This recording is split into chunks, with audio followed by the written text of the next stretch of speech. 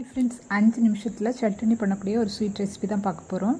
சூடு பண்ணி 1 table spoon நெய் சேர்த்துக்கோங்க. நெய் நல்லா சூடானதும் 3/4 கப்பு பால் பவுடர் எடுத்துக்கோங்க. பால் பவுடர் வந்து எல்லா டிபார்ட்மெண்டல் ஸ்டோர்லேயும் கிடைக்கும். ஃப்ளேமை லோவாக வச்சுட்டு 1 நிமிஷம் அந்த நெய்யிலே வறுத்து எடுத்துக்கோங்க. கூடவே 1 டீஸ்பூன் பவுடர் சுகர் சேர்த்துக்கோங்க. பால் பவுடர்லேயே ஆல்ரெடி இனிப்பு டேஸ்ட் இருக்கும். உங்களுக்கு இனிப்பு வந்து அதிகமாக வேணுன்னா கூட கொஞ்சம் சர்க்கரை சேர்த்துக்கோங்க. 1/4 கப் பாலை எடுத்து வச்சுட்டு கொஞ்சம் கொஞ்சமாக ஆட் பண்ணி மிக்ஸ் பண்ணிக்கோங்க. பால் வந்து நல்லா அப்சர்வ் ஆன பிறகு மறுபடியும் பால் சேர்த்துக்கோங்க. கலருக்காக நான் இன்னைக்கு ஸ்ட்ராபெரி பிங்க் கலர் எடுத்துக்கேன். உங்கள்கிட்ட என்ன கலர் இருக்கோ அது சேர்த்துக்கோங்க. கலர் சேர்க்க இஷ்டம் இல்லைன்னா ஸ்கிப் பண்ணிக்கோங்க. கலர் வந்து ஃபுல்லாக நல்லா மிக்ஸ் ஆகணும். மிக்ஸ் பண்ணிக்கோங்க.